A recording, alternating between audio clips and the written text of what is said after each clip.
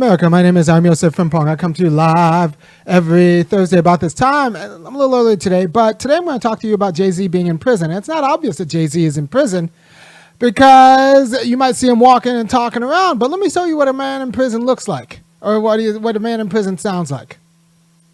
Cousins, you got to go home for Thanksgiving and people are talking to you like Kevin Hart.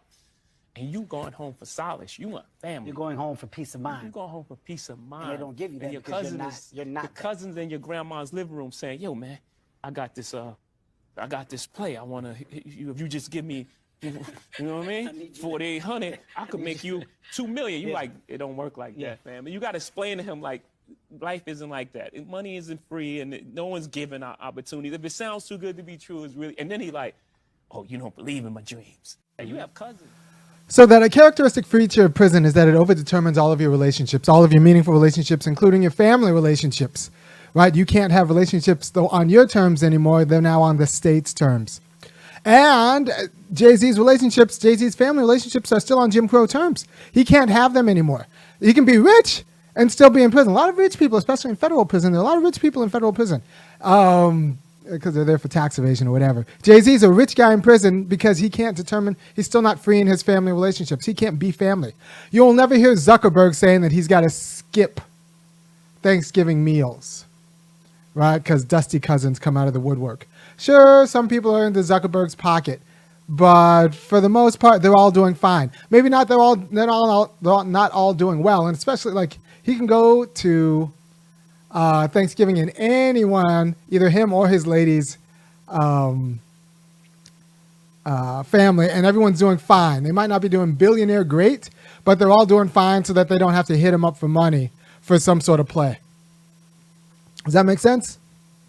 Right? That's what freedom looks like. There's a sort of equality that goes with freedom so that you can have like real relationships with each other, that you can determine yourself from each other's disposable income, not one person asymmetrically deciding what everything's going to do. In the same way that if Steph Curry were to go one-on-one with me,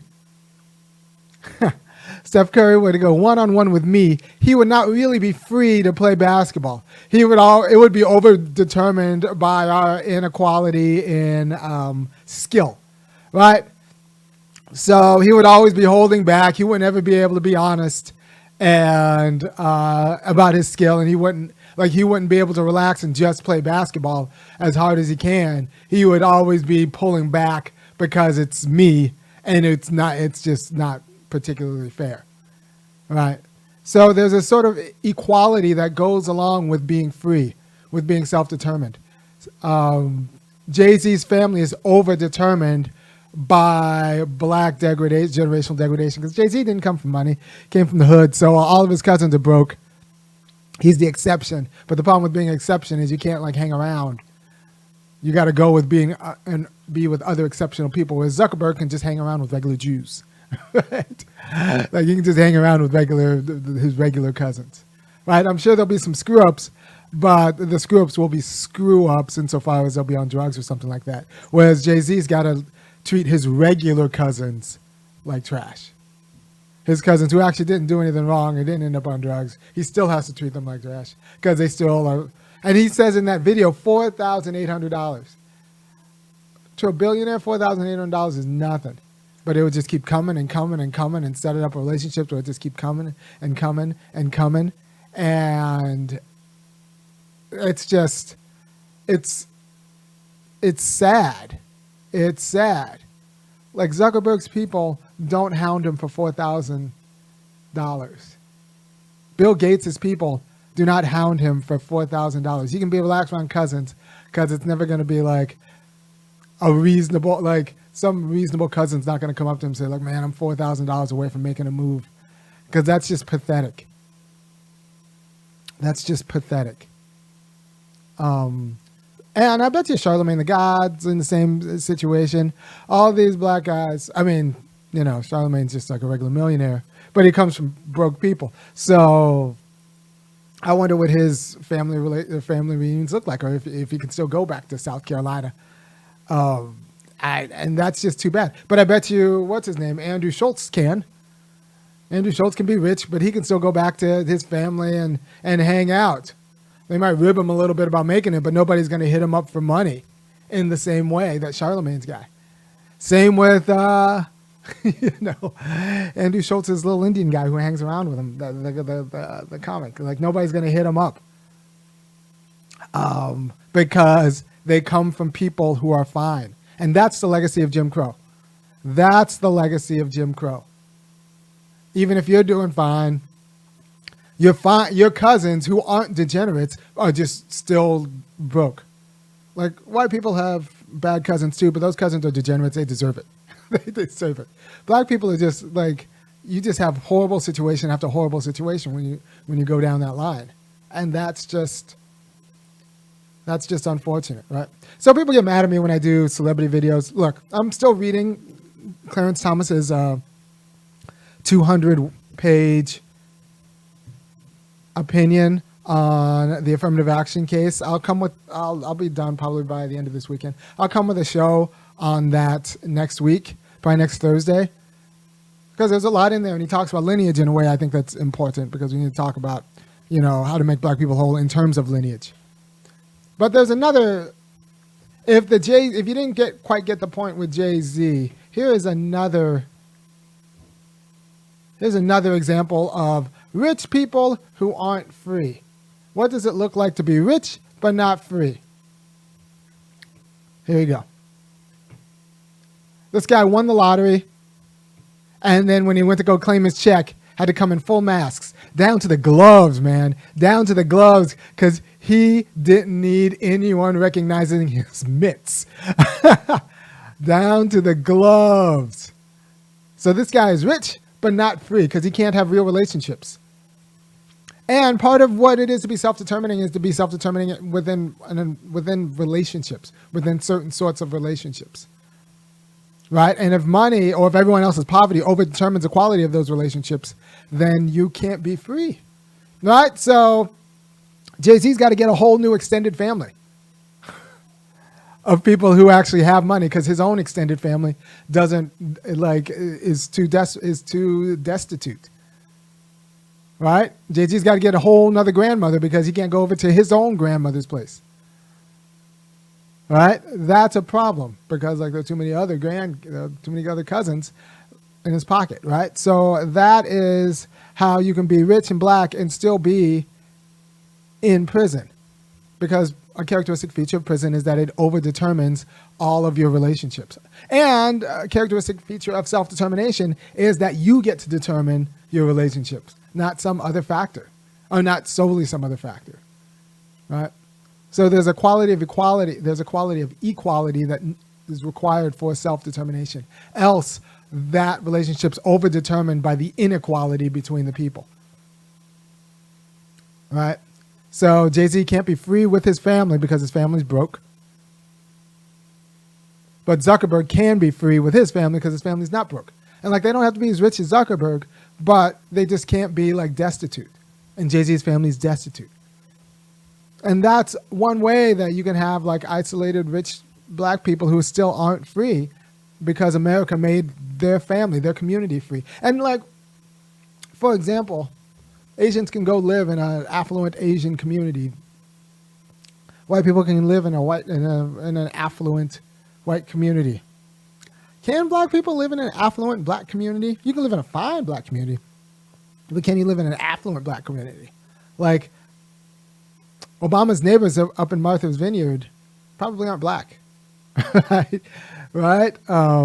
So if you aspire to live in a community of people of your same culture, that's harder to do if you're black, because there are only so many middle and upper middle class black communities that are actually black. For example, I grew up in Baldwin Hills. I'll tell you my address right now. You can look it up on Zillow.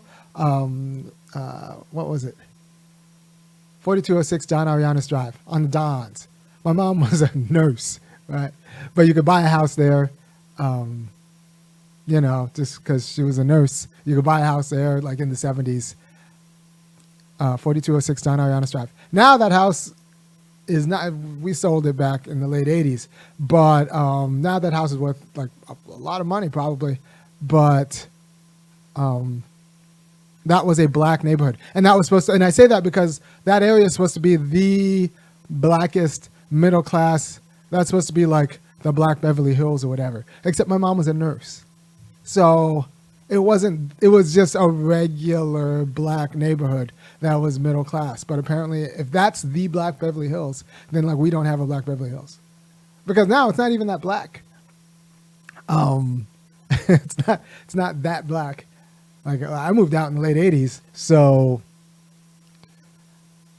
and I wasn't the only one. And black people aren't moving back in because now it's too expensive, right? And people talk about Prince George's County in Washington, D.C.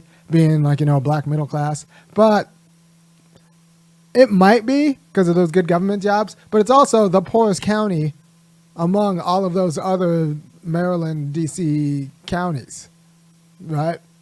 Like people talk about Prince George's County like you're going to the hood. So there are scant few, if none, like 80% black, strongly middle class communities. And that's a problem. And that's the legacy of Jim Crow. That's the legacy of Jim Crow. There are some, mixed communities where there are black people who still own houses and amongst a lot of other white people, but it's not going to be 80% middle class. It'll be a poor community. It'll be a poor community. And that's a problem. Right? And you see deferred maintenance needing to be done in everyone's place. And that's just going to be the situation. Right? So it's not obvious that JayZ is in prison, but if this clip is correct and he can't actually have a family, and like enjoy his family, then it's his situation is one of an inmate. Go home for Thanksgiving and people are talking to you like Kevin Hart, and you going home for solace. You want family. You're going home for peace of mind. You're going home for peace of mind. And they don't give you that and your because cousin you're not your cousins in your grandma's living room saying, "Yo, man, I got this play. I wanna if you just give me." You know what I mean? 4,800, I could make you 2 million. You like, it don't work like that, fam. And you got to explain to him like, life isn't like that. Money isn't free, and no one's giving out opportunities. If it sounds too good to be true, it's really. And then he like, oh, you don't believe in my dreams. And you have. I'll put a finer point on it. You give me $1 billion on one hand, or you give me an America where every black descendant of slave has $500,000 in the bank. I'll take the latter.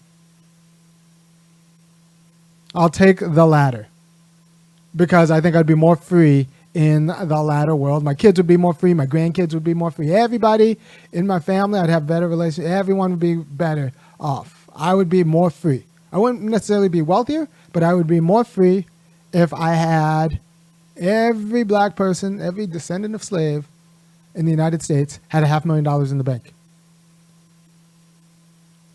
People say, like, what about inflation? No, everyone else would still be poor. This is the thing about money. Money only makes sense relative to other people's money. Can't talk about money in a vacuum. So you got to keep the whites poor. Got to keep everybody else where they are and just give African-American descendants of slaves $500,000. Every one of them.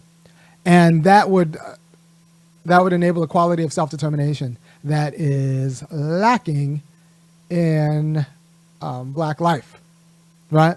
Because then nobody would be hitting you up for $4,000, $4,800, right? And NBA players go broke. There was a time where 80% of the NBA players went broke. But then I found out it was because they tried to bring up a whole neighborhood with them. Now LeBron kind of got around this by bringing up his neighborhood like with him in a way. Apparently he paid for some of his friends to go to college because he knew that he wouldn't be able to, but like he also knew he needed a friend. So like LeBron had a plan to get around this, but yeah, like to be free means being able to sustain relationships on your terms and different relationships in different kind of ways, right? You want to sustain your family and be family with your family, not have everyone be desperately needing your money. And then there's that line he said at the end when nobody gives anybody opportunities. And I'm thinking, this guy, what do you think a record contract is? It's an opportunity to make money. It's like, yeah, if you sign with us, we'll all make money. I'm giving you the opportunity to sign with us so that we all make money. That's what his cousin was asking him. Another, JayZ's the guy who got the NFL to, instead of trying to figure out a way to make football, just and right for black people, JayZ finessed a way to just get the NFL to pay him to do their halftime show. So, people gave JayZ opportunities. Don't let him tell you anything different. But thank you for your time. I will talk to you at another time. Next Monday, talk about relationships. And then on Thursday, I should probably talk about Clarence Thomas. If you appreciate anything I'm doing, which you should, go ahead and go to www.funkyacademic.com and kick in $5, $15, or $50 a month so that I can keep doing what I'm doing, because that's what you want me to do, right? That's what's good for the world, me doing what I'm doing.